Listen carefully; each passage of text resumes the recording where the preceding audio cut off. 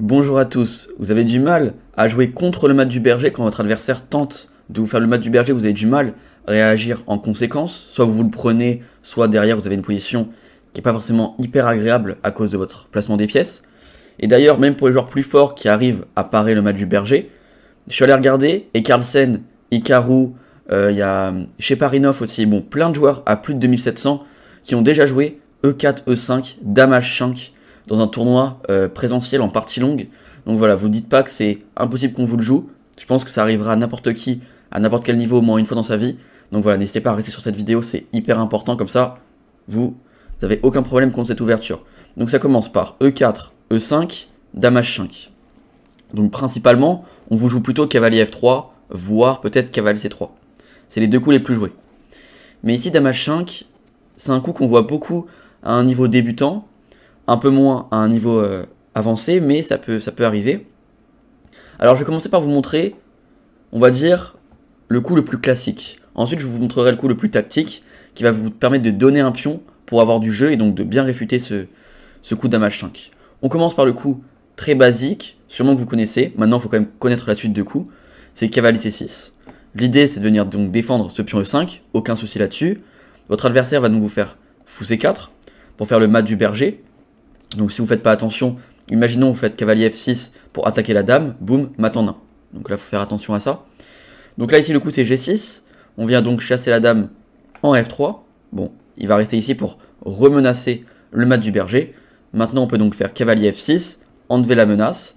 Lui, il va jouer avec C3, préparant D4, mais on s'en fiche. On fait fou G7. Votre adversaire ne peut pas jouer D4, sinon il va perdre un pion.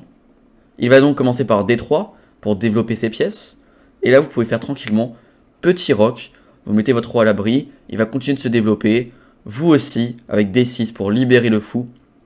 Votre adversaire va vous faire cavalier E2 pour terminer son développement. Et maintenant, vous pouvez commencer à attaquer. H6. Si le fou part très très loin, vous faites fou G4. Et ensuite, vous ferez fou prend E2. Et le roi, ça sera déroqué. Par exemple, tac, tac, et dame prend. Et fou prend. Là, le roi est déroqué, vous êtes content. Et ensuite, vous faites D5, etc. Si maintenant, il vient plutôt prendre, bon bah vous faites fou prend, vous vous cassez pas la tête, vous avez la paire de fous, vous allez pouvoir jouer H5, menacer fou G4, peut-être faire plutôt aussi, bon ça peut être des plans, vous revenez en G7, vous faites F5, vous pouvez aussi faire cavalier A5, pour venir prendre le fou de case blanche des blancs. Donc voilà, pas mal d'idées différentes. Et maintenant, donc s'il recule tout simplement, bah maintenant, faut pas avoir peur, faut faire G5. G5 directement, donc vous obligez votre adversaire à reculer en G3, sinon il perd une pièce. Et là maintenant vous pouvez faire cavalier A5. On en a parlé, vous pouvez faire cavalier A5. Ça va vous permettre de prendre le fou de case blanche de votre adversaire, il va devoir reculer, et vous pouvez venir faire prise, prise, et vous développer ensuite. Et donc là tout va bien, vous allez pouvoir faire D5, etc. Alors il y a un coup un peu plus osé, c'est D5 directement. Mais ça, faut être sûr de soi. Donc ici, vous donnez un pion, parce qu'en fait, vous allez faire fou G4. La dame va devoir bouger, et vous faites cavalier prend D5. Vous avez réussi à échanger un pion du centre, pour avoir le centre, un cavalier très bien placé. La dame va devoir encore reculer, et vous pouvez faire cavalier F4. Bon là, je vous fais pas un dessin, vous êtes très très bien, parce que vous avez beaucoup plus d'espace, vous avez la paire de fous qui est active, vous avez des faiblesses à attaquer, et il a un roi au centre. Donc là, clairement, on remarque que les noirs sont beaucoup mieux. Donc ça, c'était la première réfutation du mat du berger. On va voir la deuxième, qui est beaucoup plus tactique. C'est cavalier F6. Alors cavalier F6, à première vue, ça paraît un peu bizarre. Parce qu'ici, vous donnez le pion E5, volontairement. Bon, votre adversaire, il est venu en H5. Si vous laissez le pion, c'est obligé qu'il va prendre. Parce que s'il recule, ok, s'il recule, juste vous faites fou C5, cavalier C6, petit roc. Il a juste perdu un temps. Il est venu ici pour reculer ici et bloquer son fou. Donc voilà, c'est juste pas un coup envisageable. Il va donc faire dame prend E5. Vous allez faire fou E7. Vous empêchez l'échec. Bon, coup complètement logique. Il va donc se développer en C3 par exemple. Bon, c'est le coup le plus naturel. Et ici, vous pouvez faire petit roc. Il va vouloir continuer à se développer avec fou C4 par exemple. Et là, maintenant, l'idée, c'est de faire tour E8.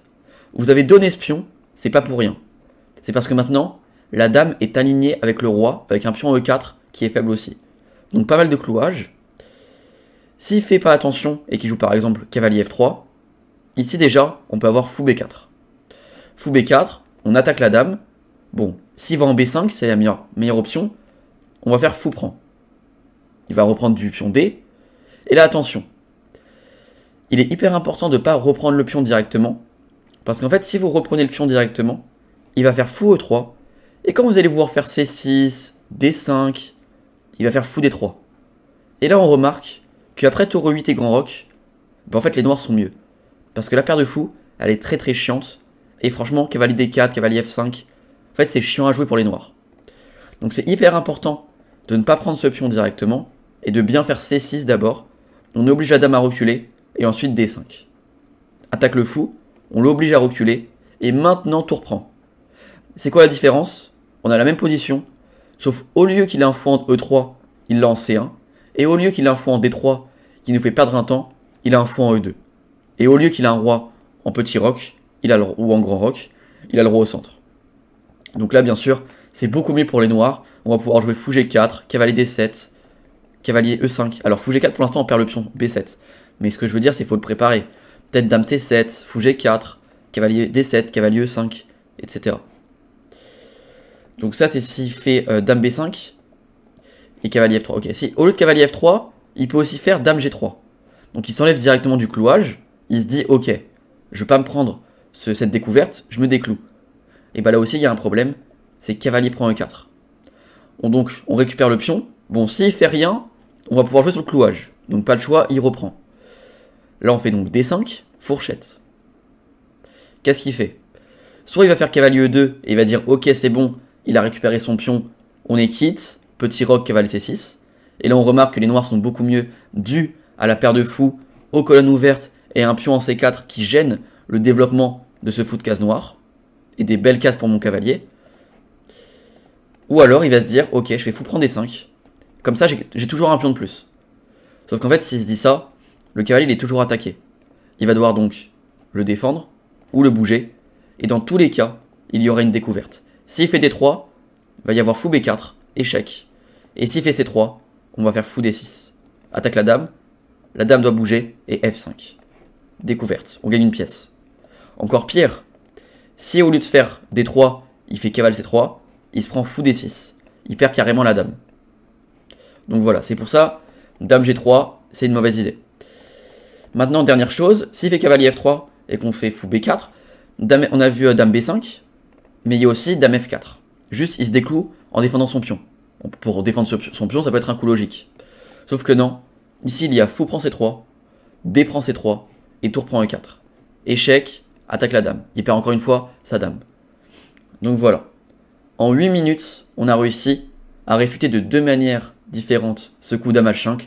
Maintenant, vous choisissez celle qui vous correspond le mieux, celle que vous préférez, celle où vous êtes le plus à l'aise, mais sachez que les deux sont très tranquilles. La première, petit récap, voilà, hop, on enlève les menaces, on développe les pièces, et ensuite on vient chasser ce fou tranquillement, et on prend de l'espace. Ensuite, on va jouer avec D5 ou cavalier A5. Comme ça. Et là, tout va bien. Soit comme ça, soit vous faites cavalier F6, et là c'est plus tactique. Cavalier F6, vous donnez ce pion, vous parez l'échec, vous mettez votre roi à l'abri, vous jouez sur le clouage, et maintenant, boum, clouage. Et là en fait, quoi qu'il fasse ici, à partir de là, il y aura forcément des tactiques. Il y aura forcément des tactiques, que ce soit des découvertes, des cavaliers prend E4 et des D5. Ici, vraiment, je crois que la meilleure façon pour éviter le max de problèmes, c'est peut-être cavalier E2. Mais ok, mais même là-dessus, en fait, vous allez faire C6. Par exemple, il va faire D3 pour défendre son pion D5. Et là, vous pouvez quand même jouer D5, en fait. Parce que quand il va prendre, vous allez pouvoir faire prise. Et s'il reprend, fou prend, vous avez fou B4 déjà. Clouage, clouage. Il peut pas tout parer. Donc voilà, et s'il prend pas le pion, du coup, pour éviter les problèmes, il doit reculer. Et là, quand même, fou B4. Prépare D4. Bon, je vous fais pas un dessin. Dans tous les cas, c'est hyper tendu cette variante. Si vous êtes un joueur plutôt tactique et vous n'avez pas de problème à donner un pion pour avoir du jeu, je vous conseille cavalier F6. Si vous voulez assurer tranquillement, je vous conseille cavalier C6.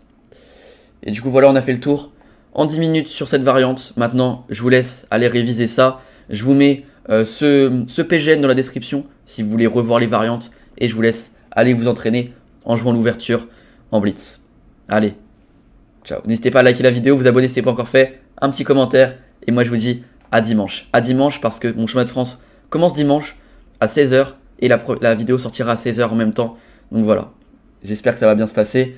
L'analyse du chemin de France sortira le 3 mai.